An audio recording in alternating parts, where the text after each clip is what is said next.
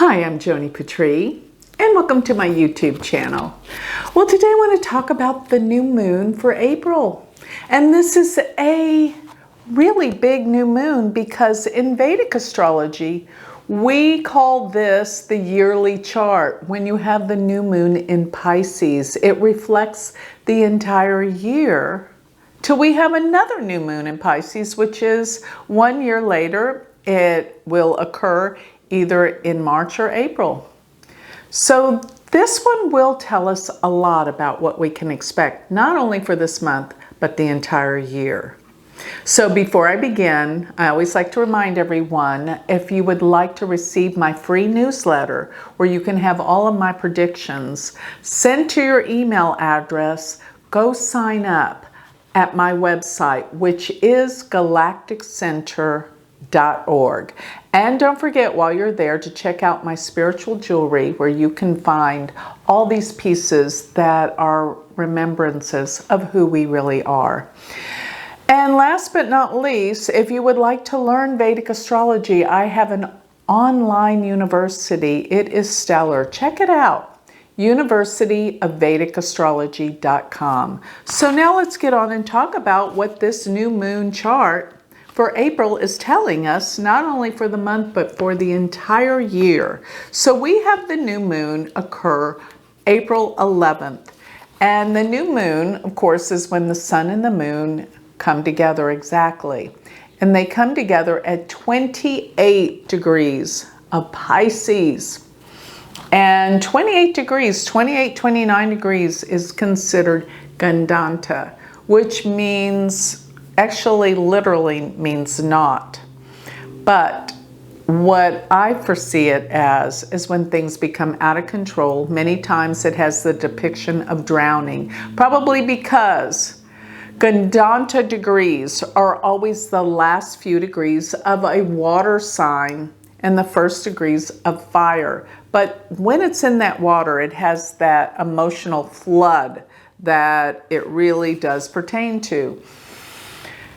And I want to say that this 28 degrees of Pisces, it was that there were some really powerful planets when I did some research at that 28, 29 degrees, around those degrees of Pisces, when the Titanic sunk. So you get the idea that it deals with issues around water, floods, and things that are completely out of control. And that's what I foresee with this new moon being here. And especially in Pisces, we have Mercury there as well. And Mercury is in Pisces debilitated. So it deals pretty much with, Mercury deals with communications, how the communications are a problem. So dealing with communications, Mercury being in Pisces will reflect back to Jupiter, because Jupiter is the dispositor. So what are these communication breakdowns? What are they all about? And Mercury can deal with learning and education, which the schools, because of the coronavirus, everything's kind of been backlogged or set back. The children of the world have to catch up. And Jupiter being in Aquarius now in this new moon, Jupiter is right there at 1 degree of Aquarius within this time frame of the new moon. And Aquarius is all about changes, major changes that have to happen concerning humanity, changing the world, making it a better place. This is what's going to be in the forefront throughout this year till the next new moon in Pisces in 2022. How can we make it a better world? That's going to be the major focus. And some great changes will occur because of this. This is a promise. Now, sometimes these great changes come with a price. And I see a big price tag with this because during this new moon, we have Mars conjunct Rahu. Yes, Mars is at 28 degrees as well. But Mars Rahu is really intense. Let me just say, they deal with fighting, with drastic events. And when I look at Mars, in terms of its dispositing planet, Venus, Venus at this time is in Aries. Now, let me remind you, Mars is in Taurus. Guess what? Mars is in Taurus, ruled by Venus. Venus is in Aries, ruled by Mars. So we have this Venus-Mars parivartana. This is a mutual exchange of signs. And it really does reflect where Venus is much like it's in Taurus and Mars is in Aries. So this intensifies Mars, especially with its relationship with Rahu. Now, thinking about this chart, what I do many times is I plug it into different countries' charts. And that's what I've done when I've gone over looking at various countries and what's going on in their governments and for the year. But I happen to know that Taurus is the 6th house for the United States chart. And the 6th house can deal with attacks, with enemies, and struggles. It's tough. When you look at these two planets, this can deal with some type of enemies or something out there that could attack the United States. And so many times, it's not the kind of attacks that we're used to in the past. It's undercurrents of things going on that you cannot see. And that's what I see with this Mars, especially exchanging signs with Venus, because Mars becomes so much stronger. It's remarkable what's going to happen throughout the year, not just this month, because this reflects the entire year of struggles and things to look out for. So the next thing I wanted to look at is Venus approaching planet Uranus in Aries. So they're in Aries, and as I said before, this position of Uranus in Aries represents new starts, new beginnings, new awakenings. It is the time of awakening right now. Don't forget that.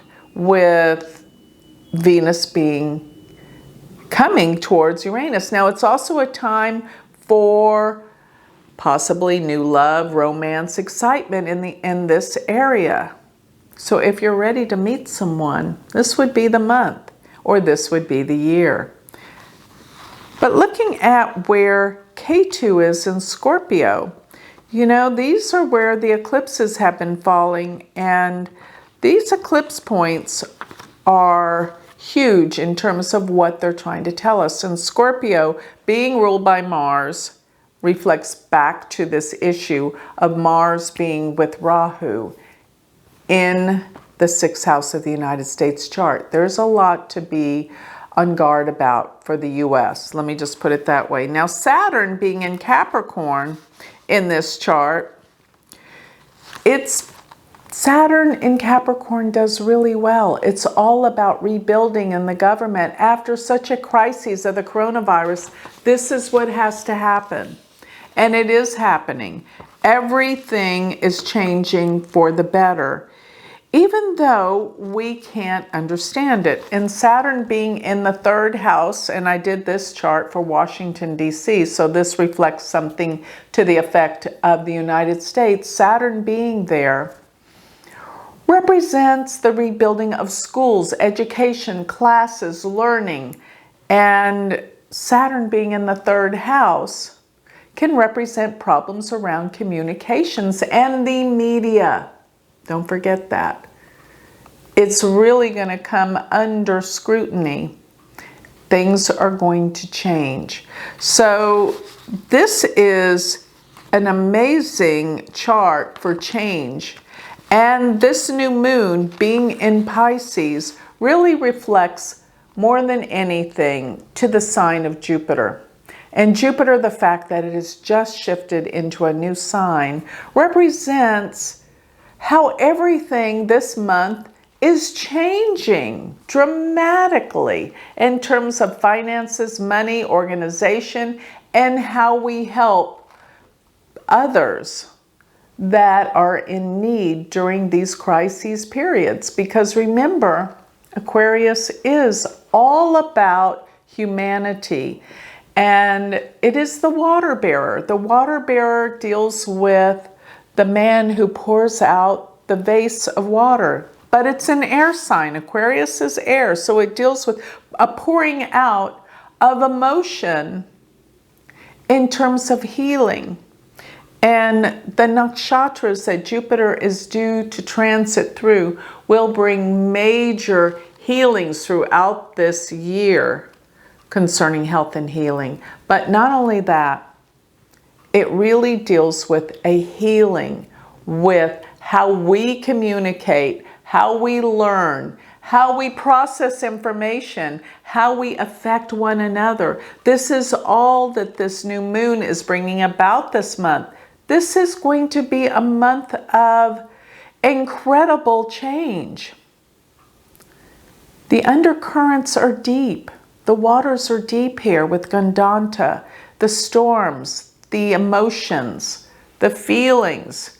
But it's all going to get sorted out. It's all going to come under a healing.